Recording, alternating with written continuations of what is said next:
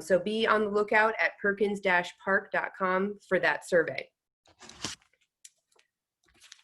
Okay, so quickly, I'm just going to go over the agenda for our meeting here today.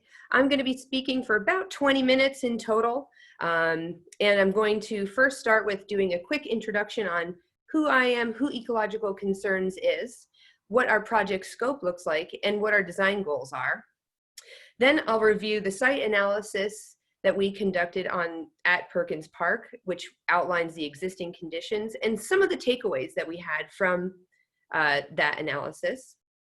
Then, and most importantly, I'll be presenting to you our 3 main design options that we have come up with for you today. And then we will have our Q&A session at the end. We have allocated approximately 20 minutes to this, but we're certainly open to going a little longer if necessary. So who is Ecological Concerns? We are a multidisciplinary design build landscape company located here in Santa Cruz, and we have 28 years of experience. What a multidisciplinary firm is we are a conglomerate of landscape architects, ecologists, botanists, irrigation specialists, horticulturists, and even construction experts. And in fact, we have our own native plants nursery and an entire construction division. So our main task with this project was to provide a planting and vegetation management plan that's going to revive Perkins Park. So in other words, we will only be addressing the planting of the park in today's presentation. So some things that we are not going to be covering, and I think this is really important to understand, is that we are not going to be discussing engineered cliff sides, erosion control, or cliffside stabilization.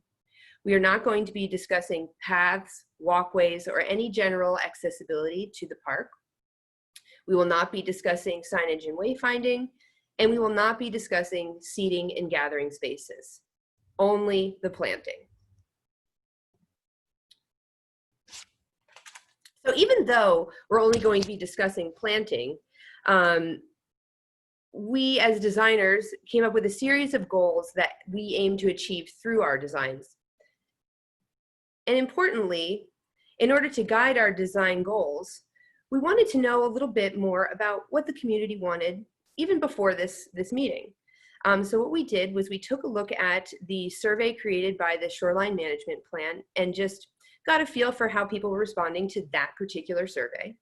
We also conducted our own survey with various public entities around town, with entities such as the Friends of Perkins Park, the Chamber of Commerce, and the Economic Development Division. So importantly, these designs that we're going to be discussing are going to, in order for them to evolve properly, we're going to be incorporating your feedback into these designs. So this is just our initial thoughts to that, but where we take it is truly up to you. So the planting goals that we have developed honor and enhance the cultural, environmental, and economic value of the park. And importantly, our #1 goal here is to revive the Magic Carpet ice plant and to preserve cliff sides and view sheds from the park. In addition, we'd like to pay homage to Henry Hayes Perkins' original vision of creating the South African garden, a botanic garden by the sea. And we are also looking to create a more biologically diverse landscape with greater seasonal interest and a more immersive and enriched visitor experience. We will also be injecting native California plants into the landscape to provide habitat for protected species and to provide realistic maintenance solutions to support this park's longevity and its sustainability. So next, we're going to outline the current conditions here at Perkins Park. And what we did for this was we had our ecologists, botanists, irrigation specialists, and landscape architects conduct scientific analysis of the park, which help us to better understand what is actually happening on the ground.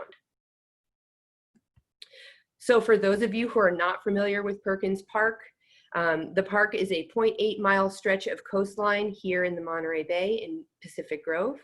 And the park runs along the cliffside and is flanked by Ocean View Boulevard. and it stretches between Lovers Point and Esplanade Park. So our first set analysis is taking a look at the ice plant, or belovedly called the magic carpet. And in this analysis, we have determined the quality of the ice plant coverage throughout the park. And we were able to conclude that the ice plant is struggling in areas where weeds are encroaching and where water supply is dwindling. The ice plant, however, is thriving in areas which have received the most attention from community volunteers and through the hard work of our maintenance staff. So when we talk about weeds, we wanted to know what's there. So we studied the density and different types of weeds on site so we could better understand the soils and just how we can interface the ice plant along with the best potential planting pairings for the future. We were also able to locate a number of major nesting areas for ground squirrels, which can cause potential erosion control. Those areas were actually mostly underneath these large aloes, which are flanking the cliffside. So in this map, we conducted an analysis of the erosion patterns on site and their correlation to those large aloes. And although those aloes are providing some cliffside stabilization and also preventing pedestrians from being able to fall off the side, those aloes, are creating a false sense of stability. They're impeding views, and they are harboring pests. We also sent our irrigation auditor out to analyze the existing irrigation system, and we were able to identify many dead zones where the park is just not receiving enough water coverage. We also wanted to take a look at how people and how pedestrians are experiencing the park. And we wanted to know exactly where is the best visitor experiences and how people are interacting within the space. And we wanted to know exactly how these different entry points play into the general park experience. And lastly, we located where there was any existing native habitat within the park.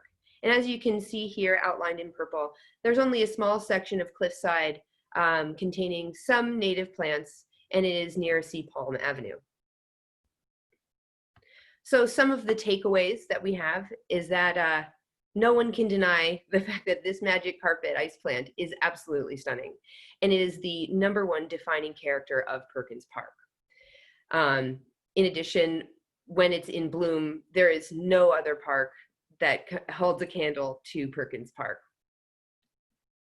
However, the magic carpet isn't always appropriate within Perkins Park itself. And this is because we have different microclimates and different ecological conditions that may require different type of planting solutions besides just the magic carpet. So we're thinking that maybe we should really hone in on where the magic carpet is thriving and really strive to maintain those areas in the best way possible. We have also determined that these aloes, as I mentioned before, create a great pedestrian barrier for people to protect people from falling off the cliffside while they're walking along the pathway. And also the large root systems for those aloes may be potentially preventing erosion. However, we believe that stronger erosion control methods can be utilized in this scenario.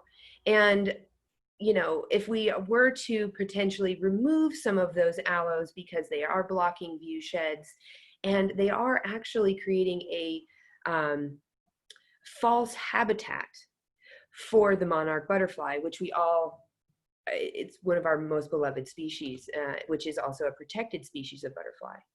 Incidentally, these aloes, because they have longer bloom times than what would generally be here in Pacific Grove, they create a false sense of habitat and they disrupt their migration patterns for those monarch butterflies. So keeping that in mind, we're going to be moving forward with analyzing how we can incorporate or remove certain aloes from this park. Also, we believe that planting has the opportunity to create a more immersive visitor experience for the general pedestrian and our tourists alike. We feel that there is a lot of opportunity where we could potentially buffer roadside activity. We could potentially frame coastal views, and we can also create different experiences as we walk through the park by adding in different plants on either the left or the right side. Okay, so here we go. We're jumping right into our design options. And today we'll be presenting to you 3 options, of which you can see here. And when we were coming up with these 3 designs, we wanted to make sure that we kept these design priorities in mind. So first and foremost, we are going to be, with all 3 of these designs, revitalizing the Magic Carpet Ice Plant. We are going to be thinking about planting for longevity. We're going to include plant diversification and adding seasonal interest into the park. We're looking to achieve an immersive visitor experience. We're looking to look at planting solutions that may assist with erosion control efforts. We would like to take a look at where we can best save water and think about planting with water savvy techniques in mind. And in addition, we're going to be dealing with ideas that control pests and weeds and how to best manage those. So for our first option here, give me a moment, we will be restoring the park's current conditions. In areas where there is currently thriving ice plant, we will be reviving these swaths and truly bringing them back to life, because we know that a number of these swaths are also inundated with weeds at the moment, especially due to the current COVID climate that we're experiencing. In this option, we will be allocating 85% of the park to be Magic Carpet Ice Plant, 8% to be native California plants, and we'll also do a sprinkling of South African botanic plants. We will also enliven planted areas such as this outlined here, which was planted by volunteers, and we will be maintaining select patches of aloes. So really taking a look at these areas and revitalizing and making them more robust. And importantly, we'll be opening up the park's entry and making it a more inviting experience for our visitors. And also, I just want to interject on myself for a minute. I want to remind everyone that these are just design options. Nothing that I'm saying here is set in stone. And if you have any questions or comments that you would like to share while I'm speaking, please just enter those into the chat box below. So let's take a look at what Perkins Park, this revitalized version of Perkins Park, will look like from the ground level. Okay, so ta-da! This is potentially what it could look like. As you can see, we have fully restored coverage where it was previously planted back when Henry Hayes Perkins did so. We have removed some of the aloes to allocate for unimpeded views down the shoreline. We have selected certain cliff sides where ice plant can cascade over those outcropping areas to just really add to the robust nature of Perkins Park and the Magic Carpet. And importantly, what I wanted to point out here is that the main source of interest and the main time that you're going to want to continue to go to Perkins Park is during the March through May bloom times of the Magic Carpet. However, outside of this time, it does lack some seasonal interest, but that doesn't mean that this doesn't pack a punch. We all know how incredible Perkins Park is during those months.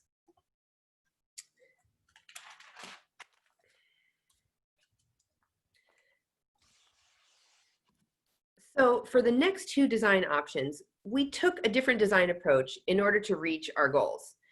And these next 2 options are intended to address the wider range of park challenges and priorities. The main strategy that we used for these two options was to create spaces within the park dedicated to distinct plant typologies. And these typologies consist of plant groupings that we have entitled the Magic Carpet Ice Plant typology, the South African Botanic Garden typology, and the California Native Plants typology. To give you a better sense of what we mean by plant typology, we have outlined some of the details for you here. So to begin with typology 1, the Magic Carpet, it will be a low profile garden area which contains 80% of the Densiflorus floribundum, lovingly known as Magic Carpet Ice Plant. And it will have a sprinkling of California natives and South African plants accenting the ice plant. And this particular typology or garden area, we wanted to mimic the current conditions of the park due to its worldwide popularity and maintain it as a featured economic driver for the city and keep it as an area which we can use for specific erosion control benefits in certain spaces. Next, we have the lush and densely planted South African botanic typology. These areas provide added interest through height, texture, and additional bloom times which occur outside of the spring window of the Magic Carpet Ice Plant. So this typology is designed to enhance the park entry points and just enhance the overall user experience. Some of the benefits of this typology is that it exemplifies Henry Hayes Perkins' original vision for creating the South African Botanic Garden by the Sea, and it provides a more diverse ecosystem and additional seasonal interests beyond the months of March to May. And our third plant typology is the California Native Plants typology. These spaces will be dedicated to use native California plants to provide low maintenance and low water use areas within the park. Particularly, these areas will be featured where maintenance is considered to be difficult or hazardous, where cliff sides need additional reinforcement, and in areas where irrigation is minimal or just can't be achieved. So importantly, these areas will not impede views of the bay and will provide space for native habitats. It will have 85% native California plants and a sprinkling of the Magic Carpet Ice Plant and other South African botanic plants. A few benefits of the native California typology is that these spaces will be robust in the face of climate change and in periods of drought. And in addition, they will withstand storm surges and high tides, king tides in particular, better than our South African plants will. And this particular typology will also require the least amount of maintenance and water use throughout the park. Okay, so now that you understand our plant typologies, may I introduce option 2, which is our meshing of the Magic Carpet and the South African Botanic Garden. So what we're going to be doing for this option and the third is that we're going to be combining different proportions of the aforementioned plant typologies. And for this particular option, option 2, we have re-envisioned Henry Hayes Perkins' Garden by the Sea. And where the majority of the plant we have dedicated to be Magic Carpet and South African Botanic accent gardens. What we have done here is we have used the Magic Carpet as a wayfinding tool throughout the park, which guides visitors into different garden areas. So as you follow your path, you're going to be flanked by these beautiful pink flowers, but off in the distance, you may see different flowers or different textures. Because this Magic Carpet is going to be enveloping all pedestrian access points and pathways. So importantly, we will be enhancing areas where the Magic Carpet will be using the South African Botanic Gardens as a way to enhance areas that maybe the Magic Carpet currently isn't doing so great. And we will be just really honing in on creating premium views and directing our visitors to those particular view sheds. The shape and square footage of the South African Botanic Garden typology helps to enhance that magic carpet in addition, and we do that by just general plant diversity. And what we will be doing is creating different types of rooms or experiences around every corner as you walk through the park. They will also act as a noise buffer for pedestrians from the road from Ocean View Boulevard next to the park. In doing so, we will be creating a more immersive experience for our viewers or for our guests. So next, we will show you what the entry point will look like for this design option. And here we have a view of the park's entry near Lover's Point. So again, we will be removing some of those aloes to allow for unimpeded views down the park and of the shoreline. In this design option, the ice plant or the magic carpet will cover approximately 55% of the landscape, so it's still very, very predominant. However, these botanic gardens do create additional interest in the form of blooms and textures throughout the year.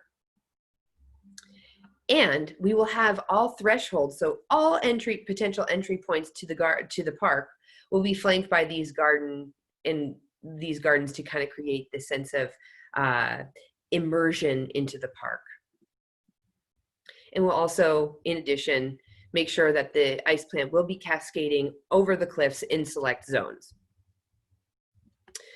So importantly, what you can see here in this diagram is that the bloom times for the featured plants that we have here are going to bring just greater interest, additional seasonal interest outside of just our March through May bloom time. And we believe that this will attract more visitors beyond the bloom time of just the magic carpet.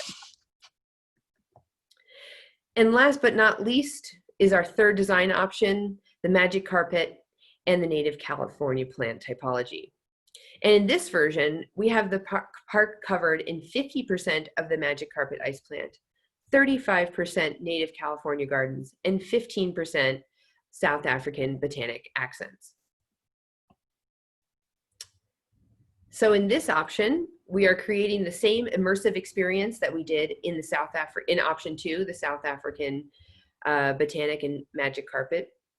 And we are going to be creating those botanic rooms throughout the park.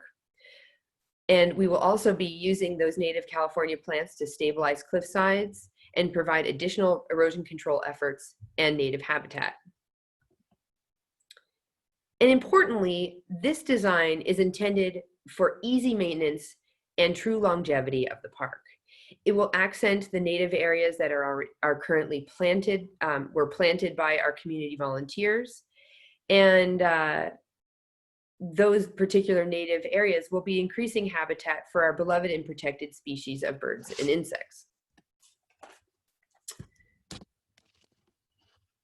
So in this version, we are immersing the visitor immediately upon entry into the park into a mix of California native plants and magic carpet. So let's take a look at that. So, which you can see here.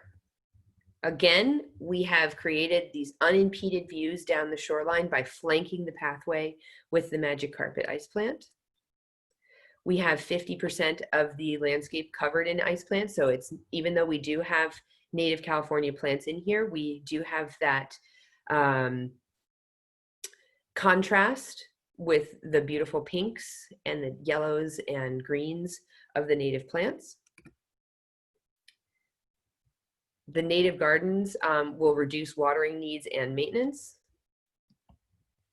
And they'll also, as we mentioned, reinforce those hillsides and withstand salt spray from the ocean. And importantly, we would like to see the addition of some boulders in here to protect the gardens from trampling and also provide additional seating. And as with the last option, these gardens provide additional year-round interest in blooms and textures. So with this planting option as well, we do see the extended seasonal interest happening mostly year round. So to wrap up, we have these three options for you today. The Magic Carpet Ice Plant, which is the park's current revival of the park's current conditions. Option 2 being the Magic Carpet and South African Botanic Accents. And option 3 being the Magic Carpet and California Native Garden Accent. So now we're going to jump right into the Q&A. So I want to reiterate to everyone how you can submit your questions. First, you can just go down into that chat box that I mentioned earlier. It's at the bottom of your screen. If you're phoning in, you can type us a question at the following email address, which is info@perkins-park.com. Or if you would like to submit a question after this is aired, please feel free to do so through that website, or excuse me, through that email address. So I'm going to just give everyone a minute here to ask your questions. And we're going to have John Laslett, who is our Director of Operations here at Ecological Concerns, come on, and he's going to be verbally speaking your questions aloud, and the two of us will tag team on answering those questions for you. Welcome, John. Oh, hi, Rita. Hey. Do we have any questions ready? All right. We have a number of questions listed out. I suppose we could get started, and then others can be added as we proceed. What do you think? Great. That sounds perfect. And just let me know if there's a specific slide that you'd like me to reference with these questions, and I'll be sure to flip through. Sure. The first one, we go to slide 18 on weed coverage here. Question from Ron Lloyd, and it is that our recommendations cover some of the current weeds, but not all. We have extensive grasses, particularly foxtail within the planting area. Yeah. Any recommendations for safe chemicals for eradication? Same for oxalis. I don't believe this slide is meant to be a comprehensive list of the weeds, and we will be preparing maintenance recommendations as part of this project. But in terms of specific recommendations for the foxtail, probably ripdet brome is what's being referred to, Bromus deandris, and then the oxalis pescapri. Rita, correct me if I'm wrong, but my understanding is we're constrained in the use of any herbicides that aren't on the Armory organic list for this project. Is that correct? That is correct. Yes, we will not be in the maintenance plan and the planting plan that we will be creating for everyone. There will not be any use of carcinogenic materials whatsoever. So we will be suggesting natural purposes. Yeah. Yeah. So the one of the issues with chemicals that are on the Armory list is none of them are really systemic, right? And so that is problematic for something like oxalis specifically, because it readily resprouts from underground tissue, the little bulbs that pop off the root, if you've seen those when you pull it. So it's a difficult one to control chemically or even by hand, because those little bulbs pop off. I mean, the only way that you can go after it is just consistent effort, whether that's by pulling or by using a non-systemic chemical that kind of burns the top off of it. If you go to something that's not on the Armory list, like glyphosate, which would not be used on this project, you can actually get kill of the below ground tissue and potentially have it not come back, but that's off the table. And then in addition, I want to mention exhausting the seed bank for these weedy areas. And what we can actually do is there are certain areas that we have identified. And I also want to say, I would like to welcome everyone to if you feel inclined, to take a deeper look at the analysis maps that we've created. They are available for download on www.perkins-park.com. So we have some additional information on there that we were not able to go over here because we have a little bit of a time constraint. But there are certain areas of the Magic Carpet Ice Plant which are really not doing great. And in those areas, we easily could pull up the ice plant and do some tests in the spring on how to exhaust that seed bank out. So what we would actually be doing is we would water those areas and try to get the seeds that are in the soil for those weeds to germinate. And by allowing them to germinate, we will pull those weeds before they are able to go to seed. So that means that we are pulling those seeds out before we're replanting any plants in that location.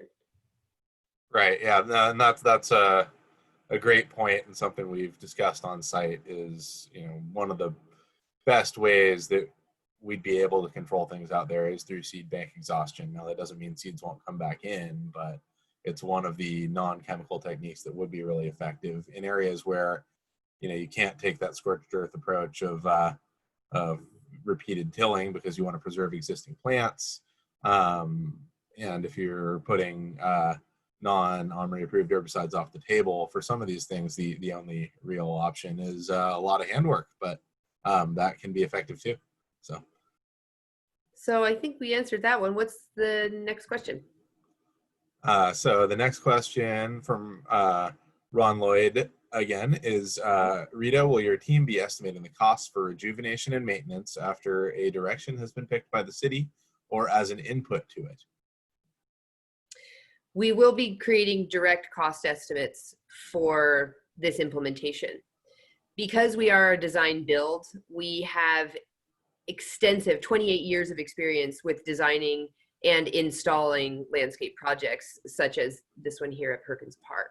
So we will be able to come up with realistic budgets and just cost estimates and expectations for how much this is going to cost the city. Yeah, that's part of our scope of work.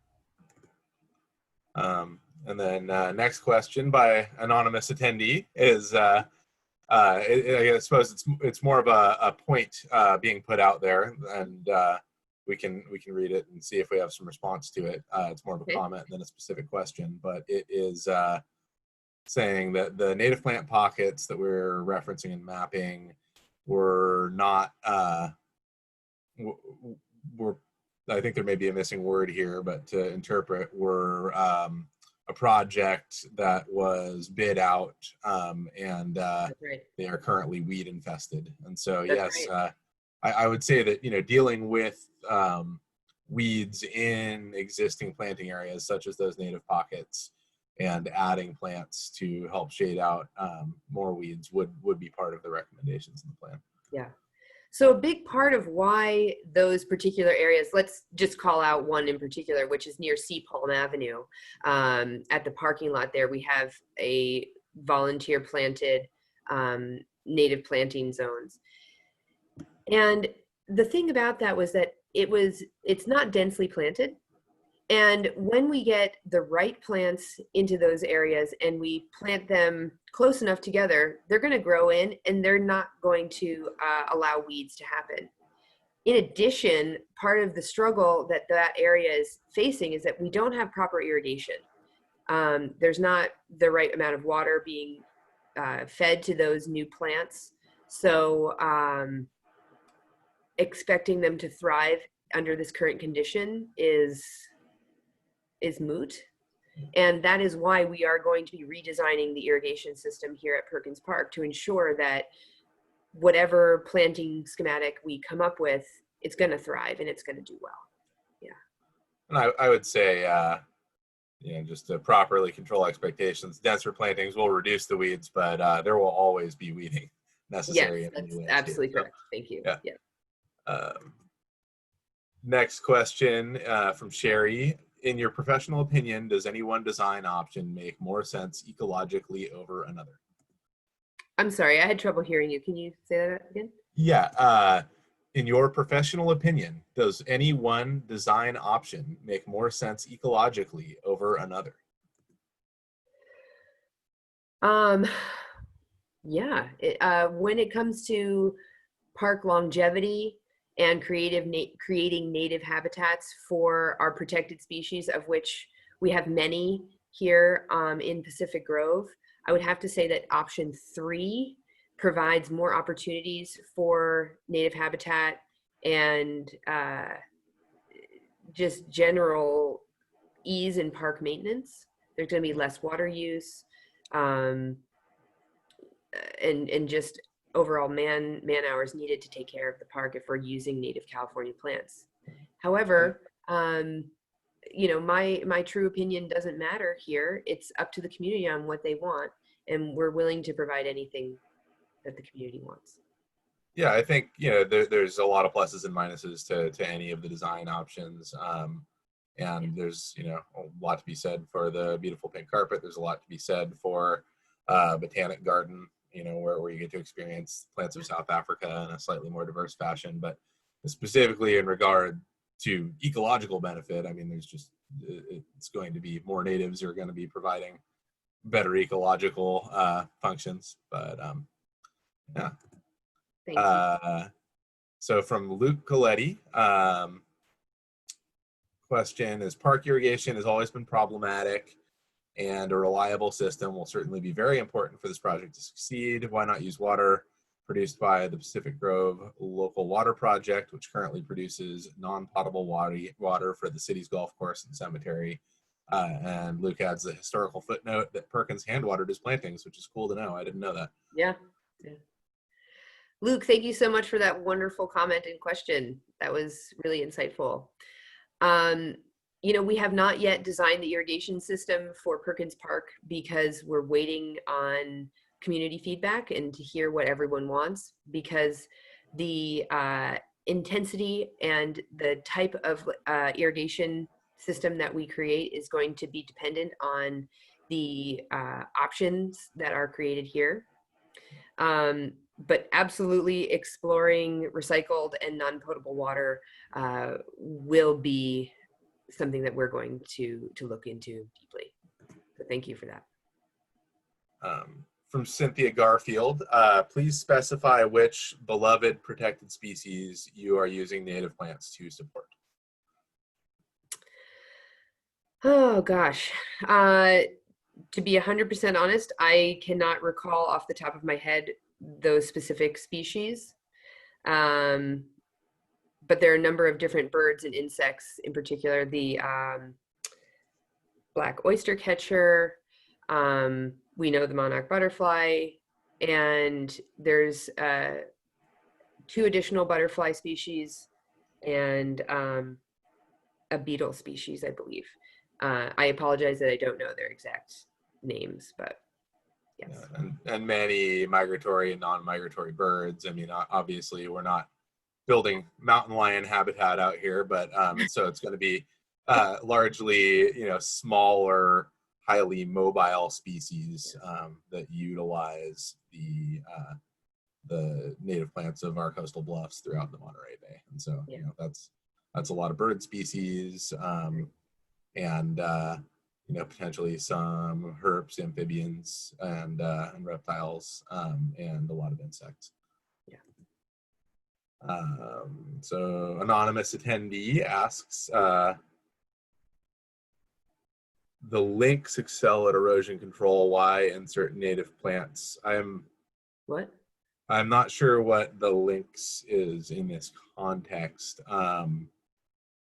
but in terms of the utility of native plants for erosion control, they do a pretty good job in general throughout our region, and tend to develop deep and extensive root systems, and do the most important thing of all for soil erosion, which is providing cover across soil that would otherwise be eroded by impact of rain droplets.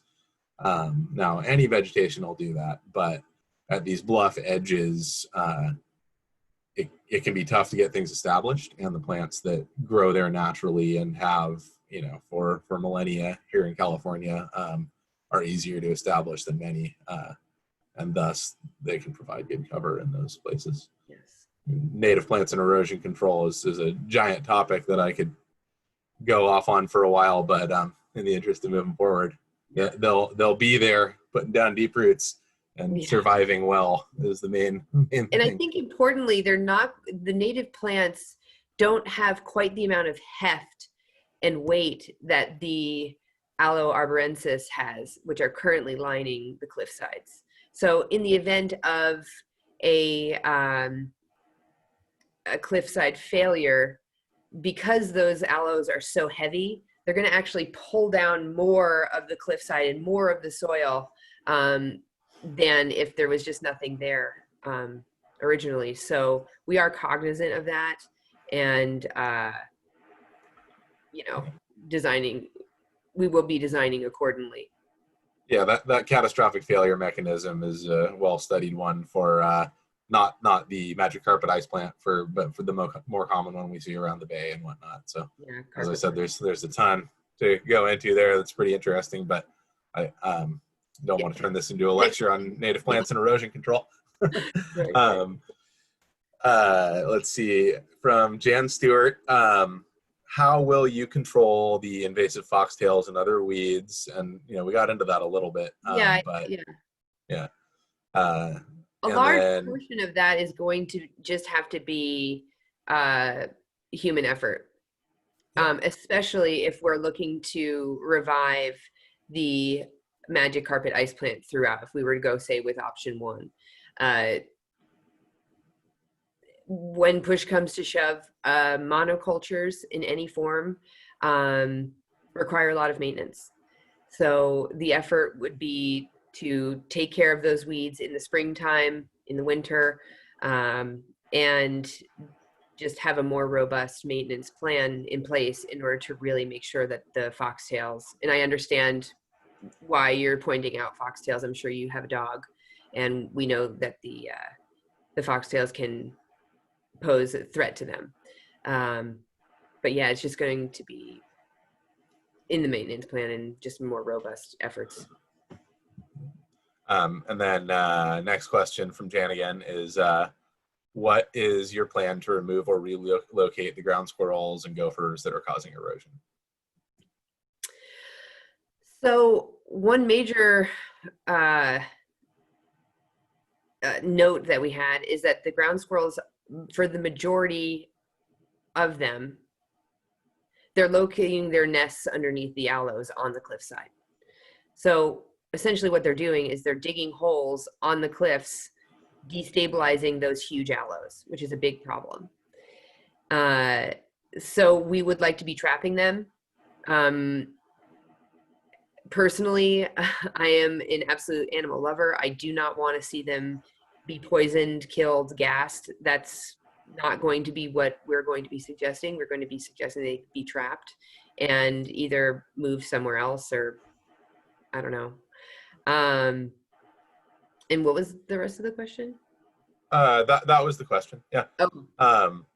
And then from and I would say, my experience with burrowing animals like that in general is that it's a matter of management rather than any kind of permanent control. I mean, they will always be there.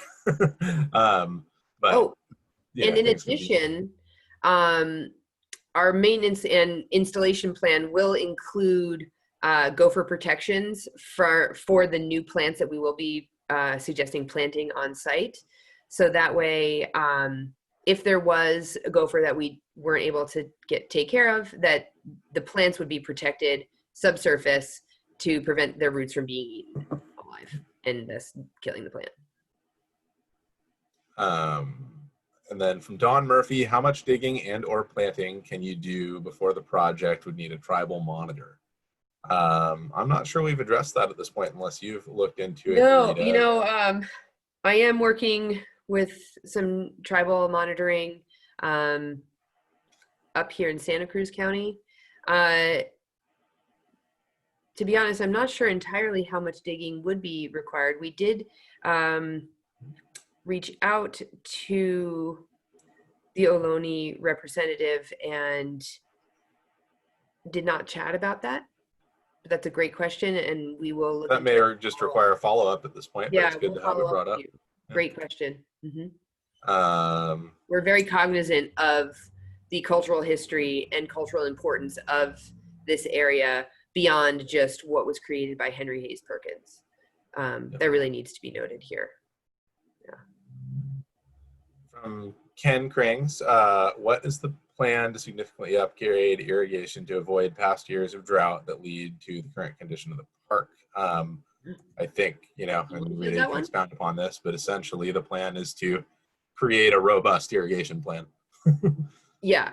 So what we're going to be doing is depending on the direction that everyone chooses for the park, we're going to be using a combination of overhead spray as well as drip irrigation. So we make sure that the whole park is going to be covered with, when we're using spray irrigation, that's called head-to-head coverage. We are also going to be making sure that we're not overwatering, because if we overwater or if we have a break in our line, that could cause additional erosion problems. So to prevent that, we're going to be using an upgraded system that uses flow sensors, which monitor the amount of water, and they will notify the Pacific Grove maintenance department on how much water is being used at any given moment. We will also be using various irrigation controllers that have solar sync, weather sensors, new technology that will make sure that the park isn't being watered when we're already when we're in the middle of a rainstorm. So yeah, we are up to date, absolutely up to date on the most high-tech solutions, because we understand that the drought that we had back in 2015 was devastating for Perkins Park, and we're going to do everything we can to avoid that happening again. Next question from Larry is, how do the various options compare in terms of maintenance costs, weeds, water, pruning, and plant longevity? I would say likely the most expensive is a greater extent of the magic carpet due to the necessary watering and a principle that I've found in vegetation management, which is the shorter the plants are, the more maintenance is required, because the taller the weeds are by comparison. You can imagine if you have some taller stuff, it's going to shade out the grasses better than something low growing like the ice plant. And then I would say that the South African mix is probably in the middle. It will require likely a little more water, though most of the plants that would be involved are fairly drought tolerant. Will require probably more pruning, obviously, as anything with larger plants incorporated will. And then the native option would likely be the lowest maintenance cost. You have some taller plantings that may shade out some of the worst weeds, such as the oxalis and the grasses.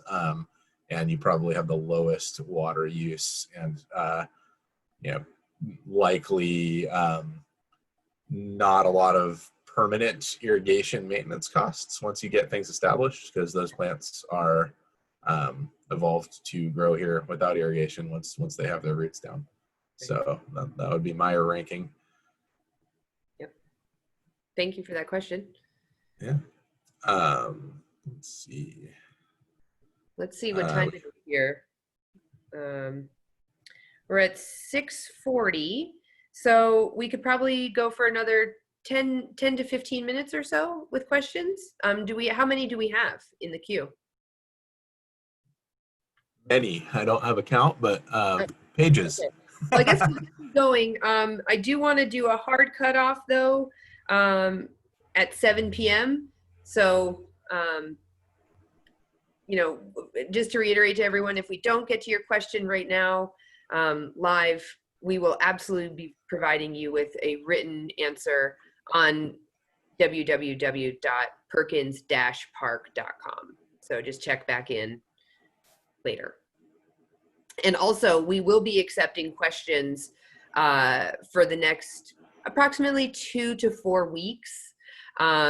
So if you think of something later on and you're like, oh shoot, should submit a question, please do feel free to do so by emailing us at info@perkins-park.com. Next one on the list is from Ken Krings, and it is, what is the plan to reduce erosion caused by ground squirrels and other rodents leading to erosion near the seawalls? We, to some degree addressed that there'll be an attempt made to control the ground squirrels and gophers that exist on site, and hopefully a reduction of their population by removing some habitat along with the aloes and some trapping can alleviate that, but I'm not sure that there's a 100% solution to those animals being there. I think reducing them is possible and eliminating them likely is not. Yeah. So I think a big thing that we will be addressing on the maintenance plan is how to deal swiftly and directly when we do find evidence of ground squirrels on site. So a big portion of maintaining or making sure that they're taken care of is by dealing with them quickly. The longer we let them live there, the more they burrow, the more they procreate, and we are going to have a solution to prevent that from happening. Let's see, anonymous attendee, the grasses, weeds feed the ground squirrels. See UC Davis's IPM. What are your control recommendations? I think that's right along the same lines. And then Janice asks, will there be a transcription of this session? It's being recorded. Yep. And do you know if there'll be a typed out transcription? I am not aware of it. I know there's going to be recording. We don't have that in the cards for now. We can certainly discuss that with the Public Works Department, with Daniel Go and Joyce Hallaby, if they believe that it's necessary. But what we will be doing is providing you with a video recording of this webinar, of this public hearing rather. Then we will also be sharing our slides, which are currently up on the website. And we will also be providing you with a project summary, which are essentially boards that give you a brief overview on everything we talked about here as well. So if you don't want to go through the entire slideshow, you can download those boards as well, that project summary. Then anonymous attendee question is the pinks control erosion, why switch? Probably meaning the pink carpet ice plant. Yep. Mm-hmm. And I don't think that there's an intent, and I think this is a good one to clarify. I don't think there's an intent to switch from magic carpet in areas where it is healthy and well established by any means. Yeah. I think some of the areas on the cliff edges where it is not healthy or well established could be candidates for moving to a different vegetation type that may be lower maintenance in a cliffside area where maintenance is difficult, perhaps unsafe for volunteers, and going with a lower maintenance solution there that also controls erosion would be good. But I don't think there's any intention in the plan to take a healthy area of pink carpet and swap it out for a different plant palette. So that's good to clarify. Yeah. And that's under any of the options. And then let's see. I'm trying to understand this question so I can paraphrase it. We may need to look at it deeper, so I'm not just staring at it, and answer it in writing. So then Bill Fredrickson asks, you really have not addressed foxtails. We've tried pulling, but grass areas are too extensive. Foxtails must be addressed. So I think, just to summarize, because I know we've talked about this, if there's a prohibition on chemical herbicide use, you kind of have two options. One is you come in and you do kind of a scorched earth approach to an area, as we were talking about, where you till it and water it to exhaust the seed bank and try and get the seeds out of the area and then replant. And I think that will happen in certain areas out here, or at least will be recommended. And then the other is to do extensive hand pulling and keep it from setting seed that way. There's not a whole lot of other stuff you can do without a graminoid specific herbicide, for instance, which would not be OMRI approved, that you could spray across the area. Or I mean, you could potentially reduce some seed set by weed whipping high above the ice plant and cutting off the seed heads, but they will still produce seed. They'll just grow it lower and less of it. Yeah. So it's tricky. There isn't a magic solution there. It's either going to be handwork or kind of a scorched earth, water and till approach. These are all great questions. Yeah. So then from David Laws, I have a native plant garden and I would like to dispel any notion that native plants are low maintenance. They require constant attention to keep them looking attractive when flowering season is over. The more varieties you introduce, the more work is generated. So yes, if you want to treat natives and basically any plant as a manicured planting, they will require constant work in terms of removing some dead material and things like that. And that's true of most plantings. I think one of the things we mean by low maintenance, and it's important to parse that, is low water use. Another is a bit of a self-sustaining nature, where they'll readily reseed into the area, and you can have multiple generations of the plants growing in. I mean, they're adapted to do that right in that area. Also, longer lifespan. Yeah, well, it depends on the species, but in some cases. But if you're looking for a manicured look to a native plant garden, I would agree they're not necessarily low maintenance unless you pick very specific species for it. I think that the areas we'd be looking at doing natives would be stuff right kind of on the bluff edges, where maybe a less manicured look is appropriate, but that is the kind of input on people's aesthetics and what they're looking for that we are soliciting as we go through this process. Thank you, David. And thank you also for providing us with so many of the beautiful images that we showed in today's presentation. He sent us over a lot of historic images and we really appreciate that's awesome input. Yeah. I gotta say, I've personally enjoyed learning a lot of the historical context here that, I was familiar with the area, but I didn't know about its history until we got into this, and that's been fun. So thank you everyone who's contributed to our learning on that. From Brandon Yoxheimer, do you think topsoil conditions need to be improved before proceeding with the project? Oh yeah, that's a great question, Brandon.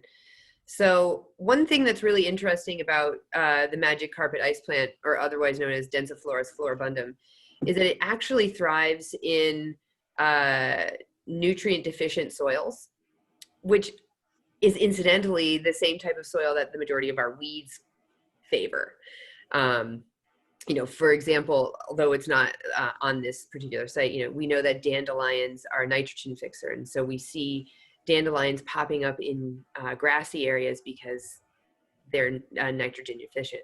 So we have that going on here as well. So where we have different types of garden areas or those plant typologies, we will be addressing different soil conditions that are going to be necessary for those.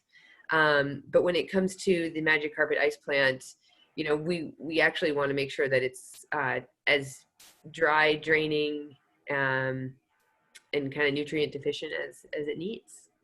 So, but in addition, the Densiflorus floribundum will need active watering, but it doesn't like the nutrients.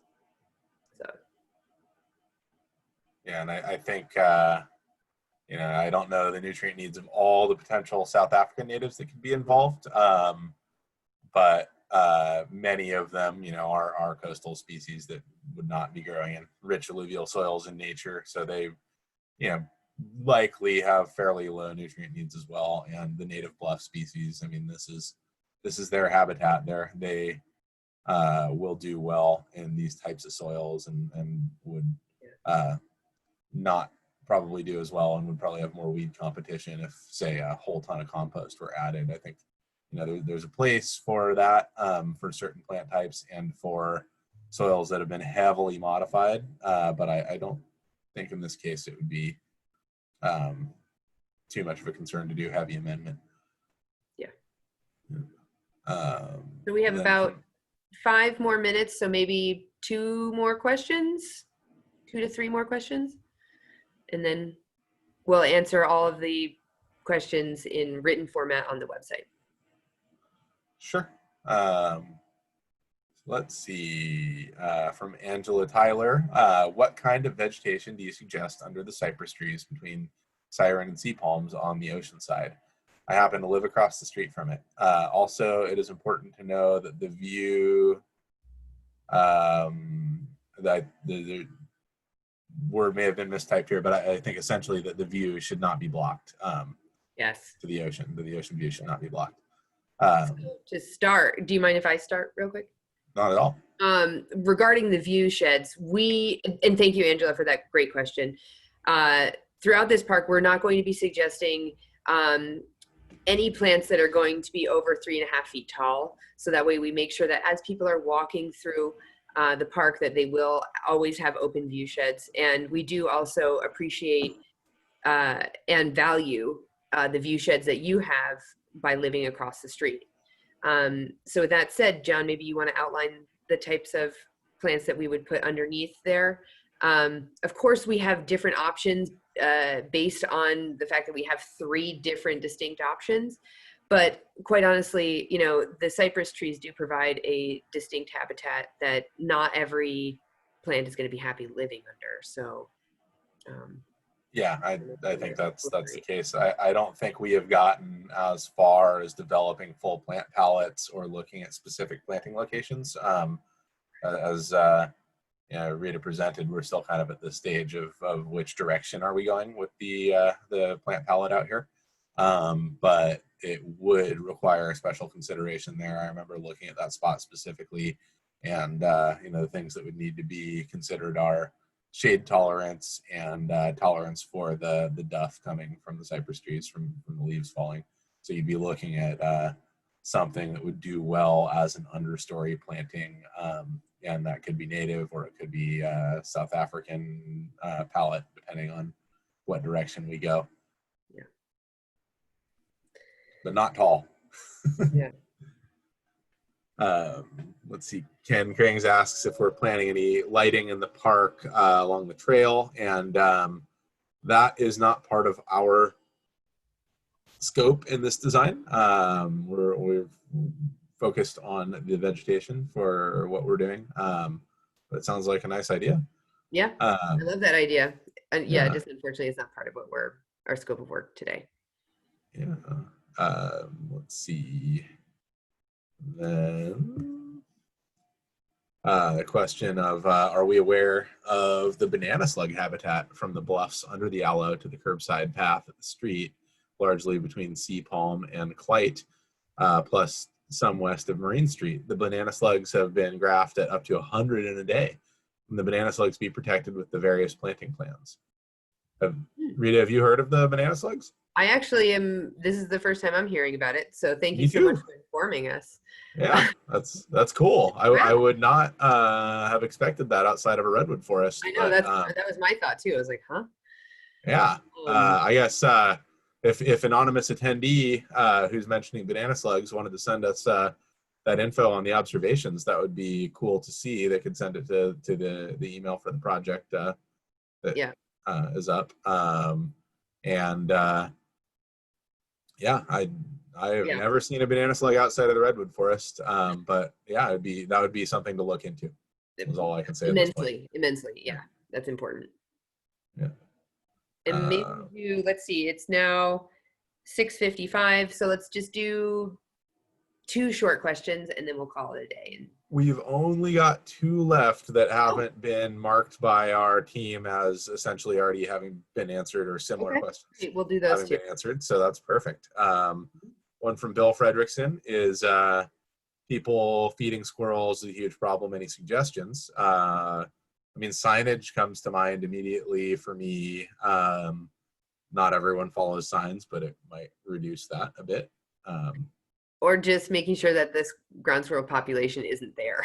And that's part of our maintenance plan to be able to eradicate them quickly and swiftly. Yeah, or at least hopefully drastically reduce them.